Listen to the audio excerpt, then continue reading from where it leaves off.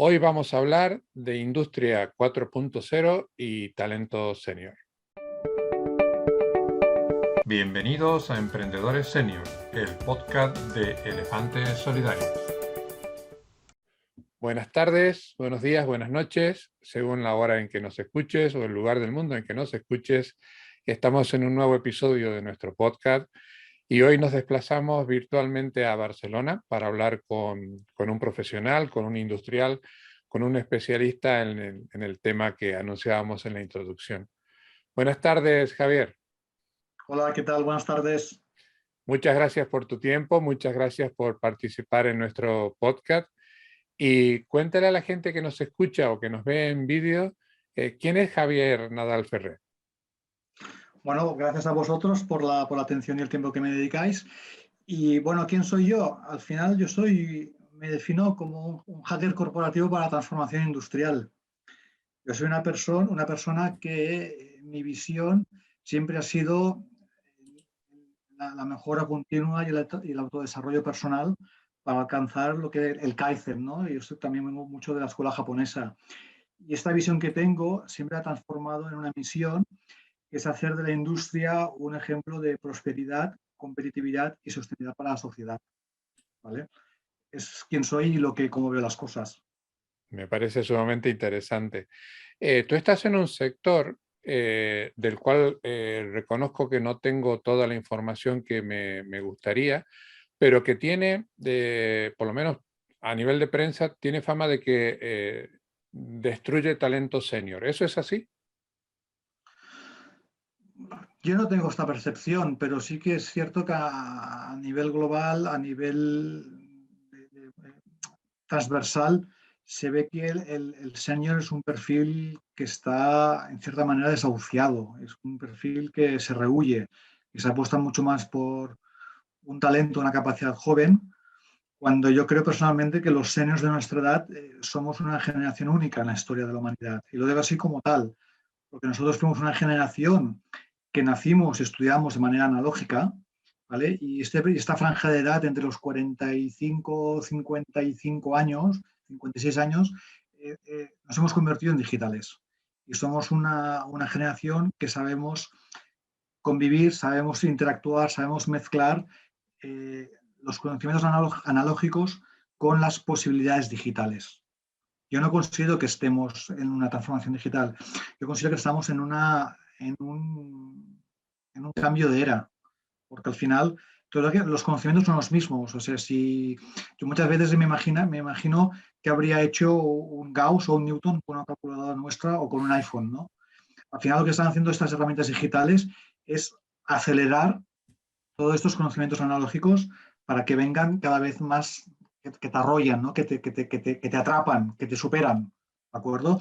Y más cuando entramos en un tema de conectividad, esto ya, o sea, es exponencial, es brutal. Y entonces, en esa línea, ¿tú qué consideras? Que, por ejemplo, el Big Data o ya conectividad de un 5G va a contribuir a generar más trabajo o va a destruir algún tipo de trabajo? Yo creo que va a crear trabajo, pero va a crear unos trabajos diferentes, porque al final habrá muchas cosas que trabajo de robot es un trabajo que no aportan ningún tipo de valor, no aportan ningún tipo no dignifica el trabajo en cierta manera, un trabajo en este monótono repetitivo de una línea de producción, sino que yo creo que cambiará la naturaleza y el contenido del trabajo. Entonces las personas nos hemos de reciclar, resituar, recolocar, volver a aprender otra vez, porque es hacia donde nos llevarán todas estas nuevas herramientas. Yo creo que habrán otros trabajos. No sé, he oído, también ha circulado muchas veces por las redes, por los diarios, que dicen que los trabajos de aquí a 10 años todavía no se han inventado. Yo creo en esto. Lo que pasa es que pues habrá trabajos que permanecerán como están hasta ahora, porque no pueden cambiar. Un señor que barre la calle, a lo mejor hay una máquina que le ayuda a barrer la calle, pero habrá un señor que dirige aquella máquina. Eso estoy totalmente de acuerdo contigo. Además, estoy de acuerdo con el análisis que has hecho que nuestra generación ha sabido incorporar herramientas, porque la tecnología no es otra cosa que herramientas, a procesos, porque hacíamos las cosas de una forma. Yo soy un poco mayor que tú y cuando yo empecé a trabajar en el sector de la construcción no teníamos teléfonos móviles y teníamos que ir a hablar con monedas al teléfono de la esquina. Hoy es absolutamente inconcebible no tener una conectividad permanente, ¿no? Entonces, pero las obras se siguen Correcto. haciendo, el hormigón sigue siendo el mismo, los Sí, coches siguen teniendo 4 ruedas, pero va cambiando el entorno. correcto. En el sector industrial también hemos leído informes, sobre todo uno de la última semana, en el cual no se llegaban a cubrir todos los puestos de trabajo que se ofrecen en la industria y sobre todo en la industria vinculada a la tecnología. ¿No es contradictorio que tengamos esos puestos sin cubrir y por otro lado profesionales de más de 50 años que por reestructuraciones o por cambios de formato estén fuera del mercado laboral? ¿De quién es el problema? ¿De la industria o del profesional que no sabe reciclarse? Yo creo que es en parte culpa de ambos. Yo creo que es en parte culpa de ambos. La industria quizás porque cada vez todo el componente tecnológico hace que nuestro mundo cada vez sea más complejo. Cada vez tengamos más cosas que aprender, que saber y que saber interactuar entre ellas. ¿De acuerdo? Esto hace que esta complejidad nos cueste más llevarla. Entonces, hay industrias que esto no lo pueden asumir, porque al final toda esa tecnología cuesta un dinero, tiene una curva de aprendizaje y a lo mejor su estructura de costes, su beneficio no soporta todo esto de aquí. Y esto hace que esta industria, estas empresas vayan hacia un tipo de perfil que están, digamos, desafiando el senior para buscar un perfil más joven, que es más económico. Y después, por otro lado, hay personas más senior, más silver, que esta complejidad tecnológica que nos envuelve en el día a día, pues no la acaban de comprender, de asumir, de ver el alcance que tiene todo esto de aquí. Y es como todo, hay cosas que te gustan y hay cosas que no te gustan. ¿Vale? Pues entonces esto hace también que estas diferencias que cuesten. Yo creo que es un tema, tienen la culpa de los dos y los dos son víctimas a la vez. En este periodo de últimos 2 años todavía estamos con algún problema por ello. Hemos tenido que vivir con ideas de trabajo totalmente diferentes a las habituales, ¿no? El teletrabajo, estar en casa más tiempo del normal por el confinamiento. La pandemia también ha puesto en evidencia de que las relocalizaciones de empresas, de industrias, no han sido siempre positivas.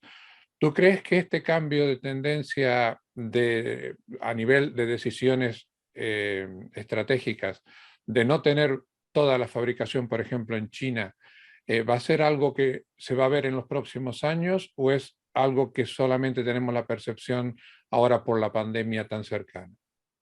Yo creo que la pandemia ha puesto sobre la mesa un problema grave en todo lo que es la cadena de suministros.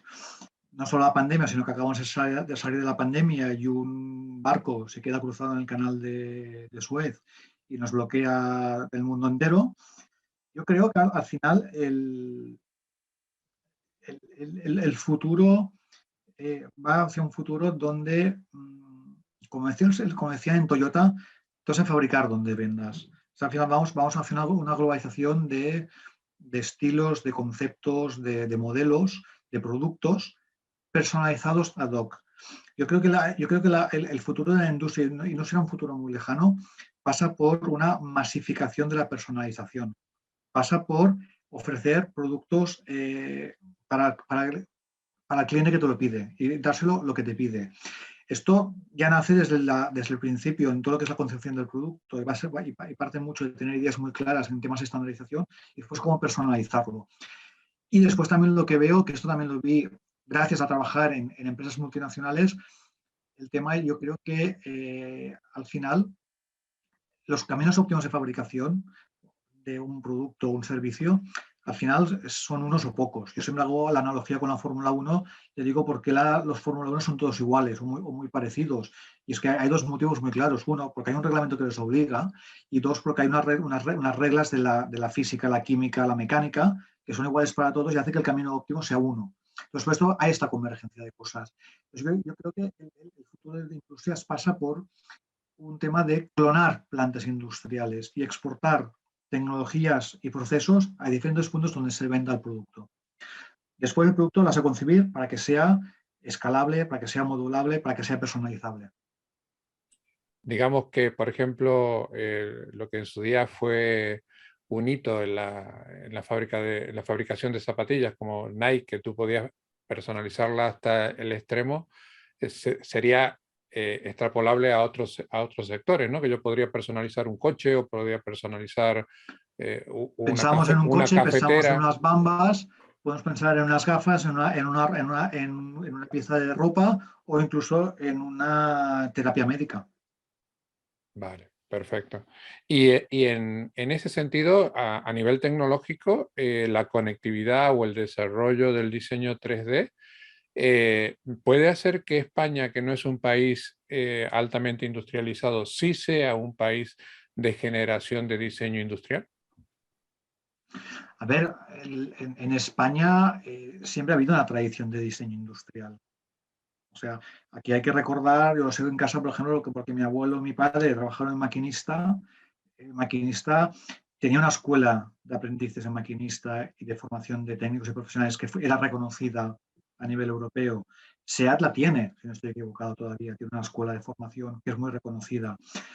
Y después también en España, bueno, quizás los últimos 60-70 años, porque hemos pasado un proceso de carestía con toda la etapa de la posguerra, la autarquía, porque hemos sido siempre un país que yo creo que hemos ido para adelante y hemos tenido el ingenio, ¿no? Y la habilidad de adaptarnos a los cambios y tirar para adelante. Yo creo que sí, que en España hay este potencial. Uno de los propósitos de este podcast es dar información a la gente de nuestra edad que tanto por la pandemia o por alguna reestructuración se ha quedado sin trabajo o sabe que se va a quedar sin trabajo. Si esa persona quisiera seguir vinculada al sector industrial, pero seguir con su empleabilidad o realizar un pequeño emprendimiento, ¿tú qué consejo le darías? Yo creo que el tema del trabajo, la empleabilidad, yo creo que hemos de cambiar el chip y hemos de pensar que constantemente podemos ser una oportunidad para otras empresas o para otros negocios o otros tipos de sectores, ¿de acuerdo? Yo creo que hemos de pensar en transversalidad. No creo que no tengamos que pensar en seguir siempre haciendo lo mismo. ¿De acuerdo? Yo creo que si tú tienes una carrera profesional que sigue un orden, que está estructurada, que has estado un periodo de tiempo en unas empresas con las cuales tú puedes aportar un bagaje, un conocimiento, este valor vale y vale mucho, porque tienes una experiencia. ¿De acuerdo? La transversalidad es importante porque conoces diferentes sectores industriales y conoces diferentes sectores económicos. Eso también te da mucho fondo, te da mucha proyección, te da mucho bagaje. Después yo creo que también es muy importante el tener una capacidad, una mentalidad de estar constantemente aprendiendo. Yo creo que nunca, y más que ahora, y nuestros hijos más todavía, nunca dejarán de aprender. Porque será necesario, porque lo que decíamos antes, estamos entrando en un mundo muy tecnológico, que al final tenemos que ir aprendiendo esas nuevas tecnologías que hay. ¿De acuerdo? Eh, todas esas tecnologías que te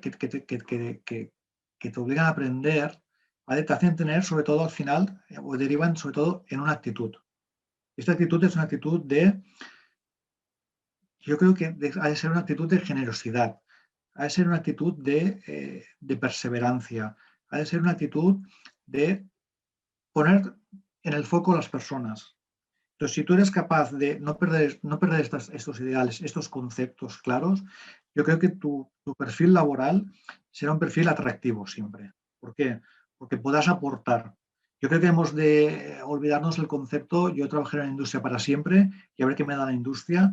Yo creo que no, yo creo que ahora las cosas han cambiado. Yo creo que las industrias, yo por ejemplo, a mí me pasa en mi trabajo actual que ya tenemos incluso ciertos problemas para retener el talento porque el proyecto que estamos ofreciendo, ya no hablo de condiciones laborales, de condiciones a nivel de entorno de las propias oficinas, ¿vale? Sino de que el propio proyecto que tú estás vendiendo, que necesitas desarrollar en tu empresa, a lo mejor no resulta atractivo para todo el mundo.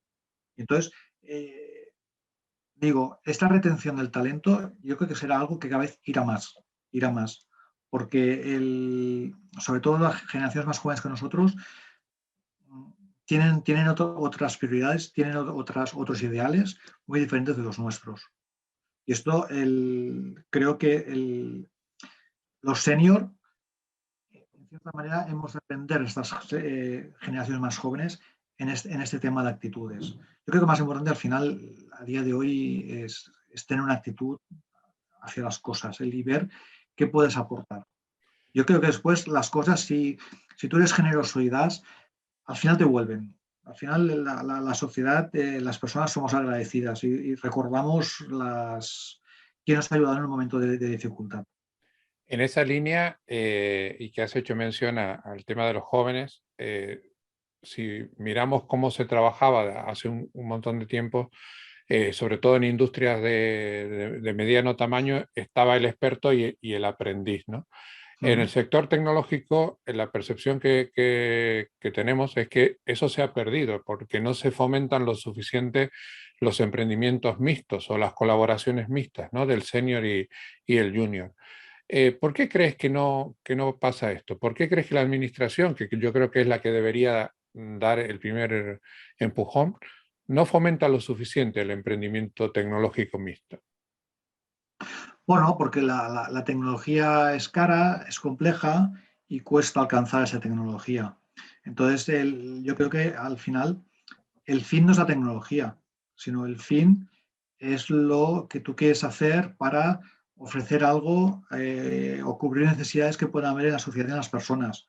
Para hacer aquello, te puede hacer falta o no tecnología. Entonces, yo creo que hay que romper aquí y decir, no nos hemos digitalizado porque lo pide la sociedad, sino nos hemos digitalizado porque hay una demanda de un servicio en la sociedad que a través de unas herramientas se puede cubrir aquella demanda. Y eso es satisfaciendo la necesidad de una persona, de un colectivo, de una empresa, de un servicio o de la propia administración. Entonces, y vuelvo un poco a mi principio del discurso, vamos hacia esta personalización, que es lo que estas herramientas digitales están permitiendo. En esa línea, y mejorando, viendo cómo poder mejorar la empleabilidad, ha habido un detalle de tu perfil de LinkedIn que me ha llamado sumamente la atención, que te muestras a través de un Business Model Canva. ¿Correcto? ¿Eso es idea propia? ¿Lo has copiado de alguien? Porque me ha parecido fantástico, ¿eh? No lo había visto hasta ahora. Mira, esto es un ejercicio que hice ahora ya casi un año y medio, más o menos aproximadamente, y es algo que aprendí, concretamente como el Business Model You, el Canvas propio. Sí que ha habido Canvas a nivel de empresa, pero cuando hice el DIVEX tuvimos una sección de lo que es marca personal y vino Guillem Reculons, que nos explicó el tema este, igual que también Dionís Guzmán de ISDI, nos explicaban todo el tema del Business Model. A mí es una herramienta que me ha cambiado bastante, por no decir totalmente, mi persona y mi descripción como profesional. Fue un ejercicio arduo, estuve bien como 3 o 4 meses trabajando en todo ese ejercicio de aquí y me permitió conocerme mucho mejor. Porque al final eso está muy vinculado al tema de marca personal. Entonces, al final, la marca personal no es lo que tú crees que la gente ve de ti. La marca personal es lo que la gente, cómo te ve la gente. O sea, al extremo, tu marca personal es lo que dirán de ti en tu funeral. ¿Vale? Pero como yo en mi funeral sí que estaré de cuerpo presente, pero nada más, lo que hago es he intentado avanzarme. Y entonces todo ese ejercicio lo empecé para tener muy claro mi visión, mi misión de las cosas. ¿De acuerdo? Yo soy ingeniero industrial, no lo puedo negar. Yo soy la tercera generación de la industria la tercera generación de casa que ha estado en la industria. Mi padre con 5 años, mi padre era catedrático de la Escuela de Ingenieros, pues mi padre con 5 años me llevaba a mí a la Escuela de Ingenieros un sábado a tarde a enseñarme motores, ¿de acuerdo? Y Por tanto, quiero decir, yo no me puedo ir a hacer pasteles porque, lo siento, primero que no me gusta la cocina y segundo que no tengo el perfil, el carácter para hacer pasteles, no va conmigo, ¿no?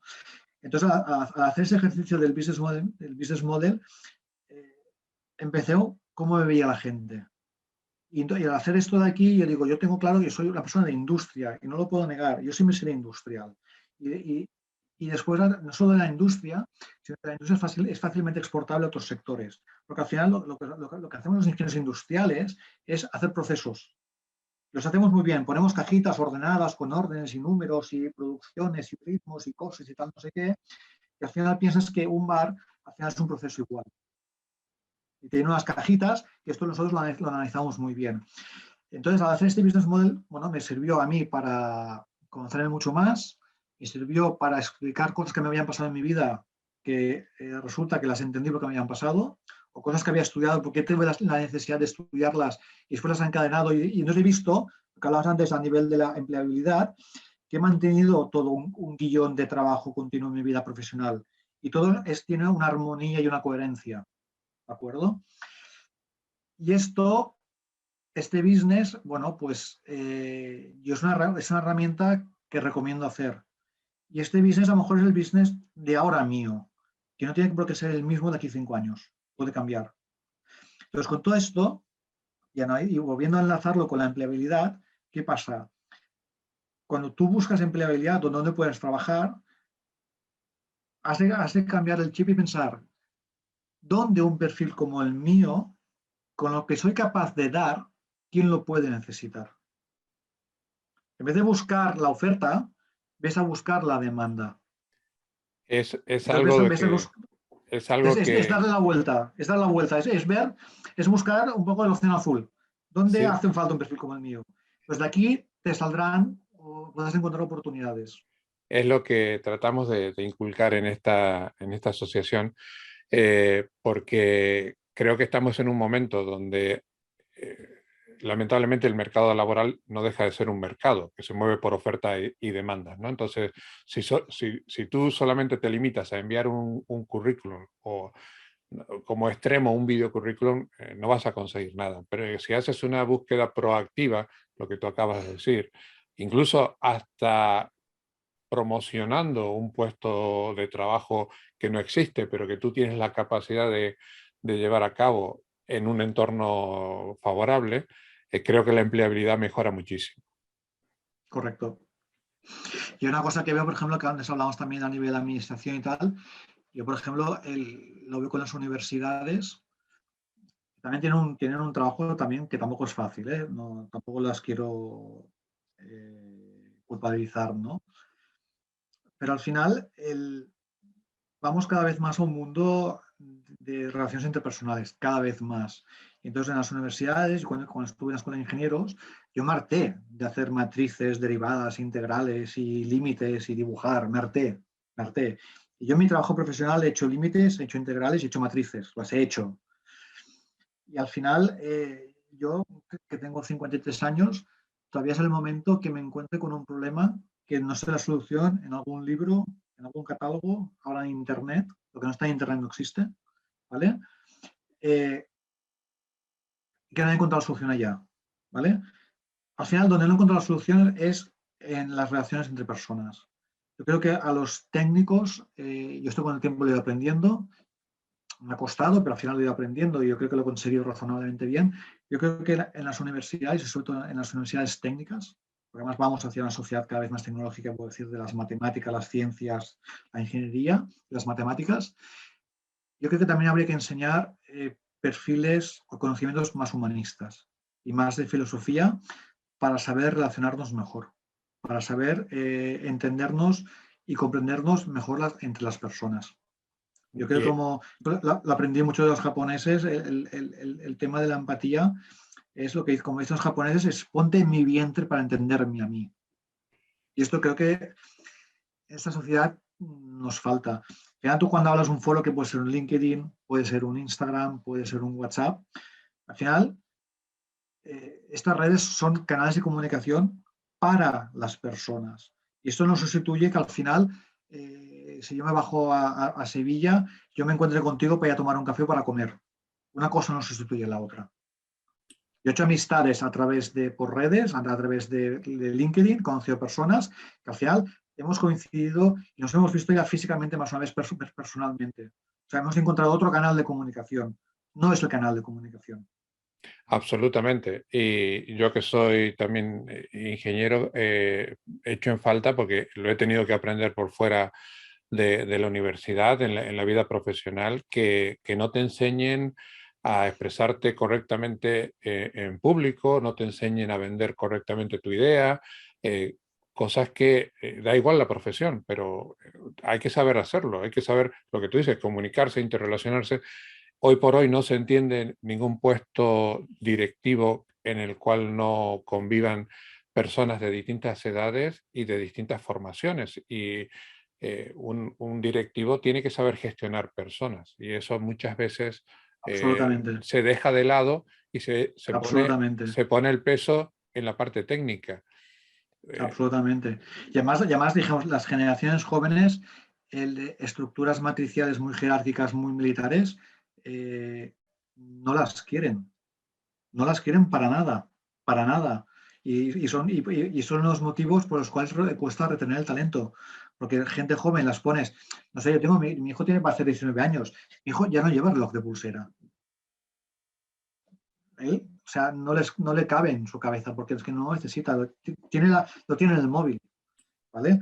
Y tú vas a un trabajo, una estructura muy marcada, que si no puedes hacer una cosa, si no te lo mandan, bueno, la gente joven de ahora quiere trabajar más por objetivos, por metas. Es que yo creo que debemos sacar enseñanzas de estos 2 años de pandemia, que hablando, este podcast me está dando la oportunidad de hablar con mucha gente y te das cuenta que si le hemos permitido a la gente que trabaje desde casa, las empresas han seguido funcionando. Es verdad que una industria que necesita un operario que esté a pie de máquina tiene que estar, pero un ingeniero, un diseñador, hasta una parte administrativa, ¿por qué no darle la libertad de que si él se siente más cómodo, trabaje algún día desde casa?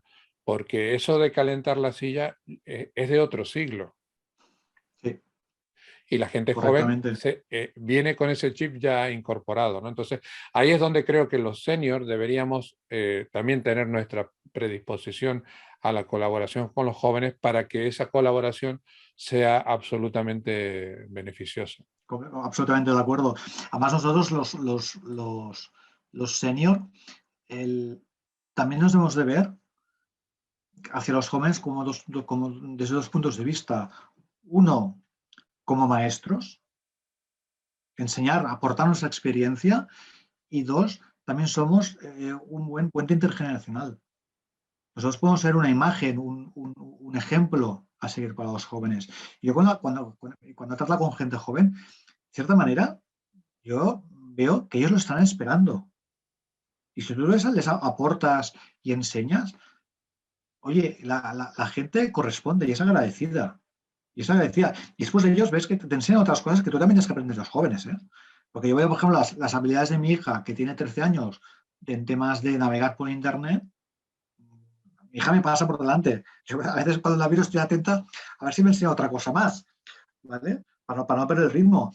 Pero yo creo que al final jóvenes mayores, mayores jóvenes, todos suman. Y debemos de sumar Exacto. Es todos. que yo creo que Y, esa es y, la... y yo, por ejemplo, yo como director, que hace años que dirijo personas, yo me siento afortunado por los equipos de trabajo que he tenido, ¿de acuerdo? Y he dado las gracias a esos equipos de trabajo realmente por dos cosas. Una, por hacer la labor de gestión, o sea, facilitármela, ¿de acuerdo? Y después por darme conocimiento, porque al final yo como director, como jefe de un equipo, ¿vale? Yo soy un gestor de conocimiento.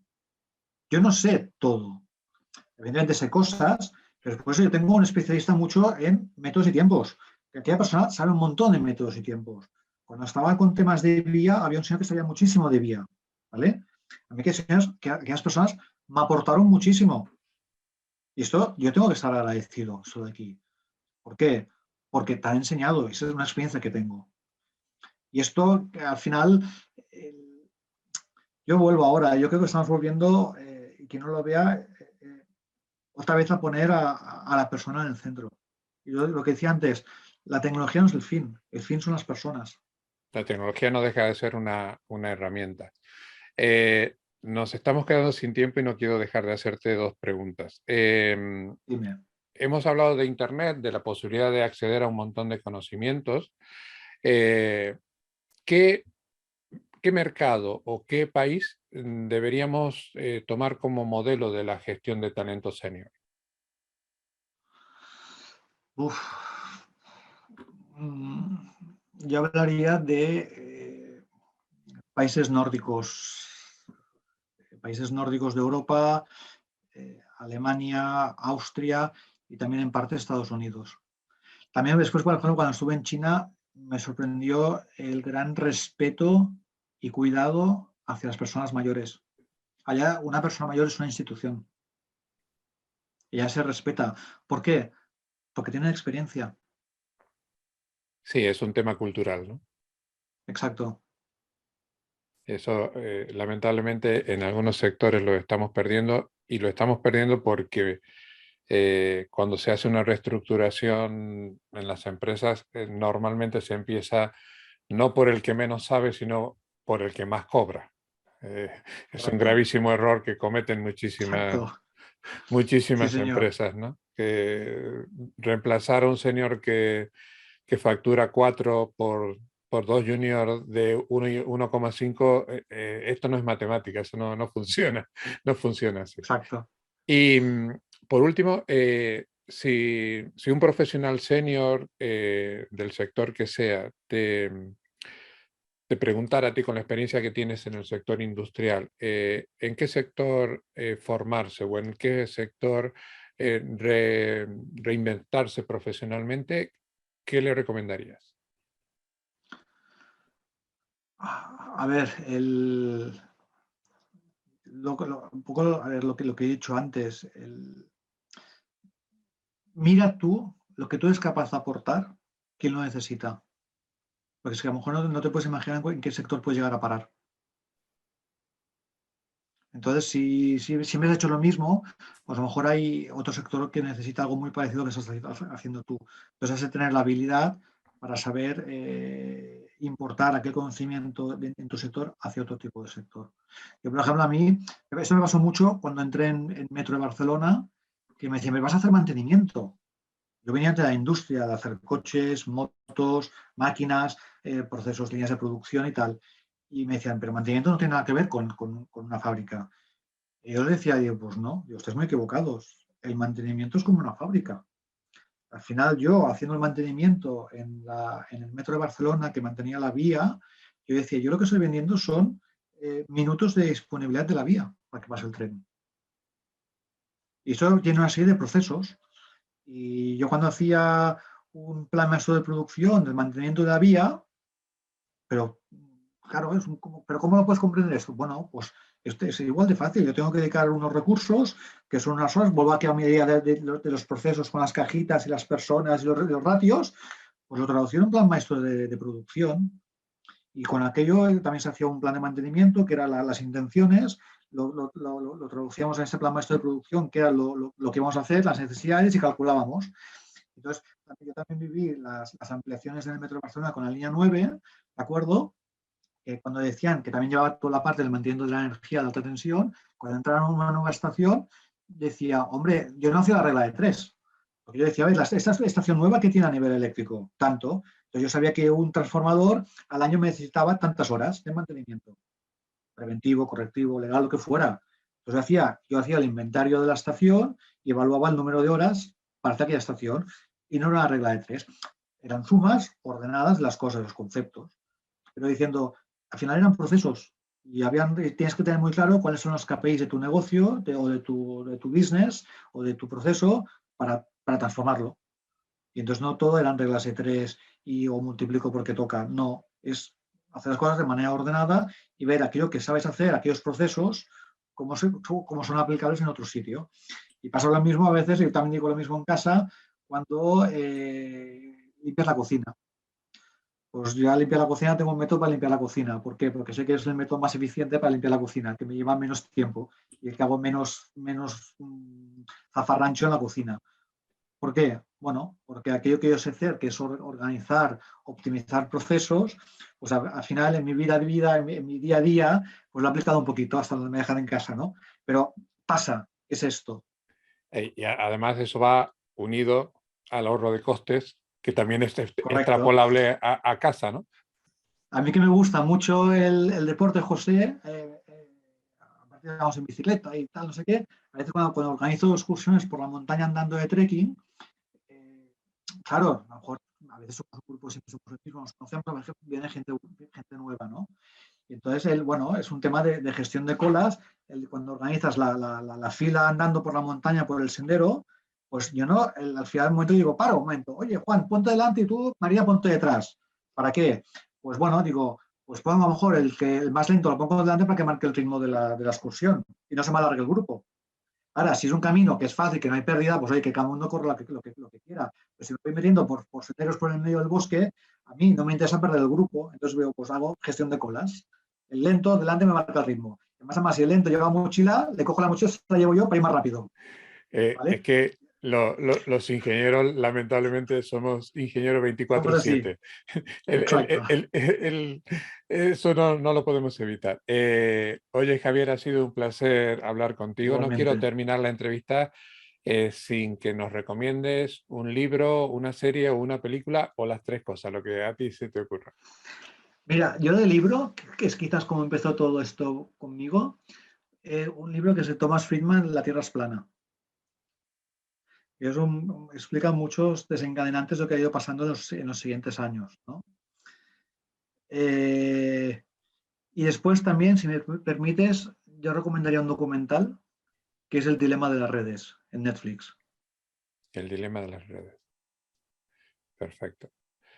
Oye, ha sido un gusto hablar personalmente Igualmente. contigo. Si me permites, voy a usar el ejemplo del Business Canva porque en la parte formativa que tenemos en la asociación me parece que puede ser muy, muy interesante para que la gente mejore su forma de exponer su empleabilidad o de dar a conocer su marca personal de una forma extremadamente clara y organizada.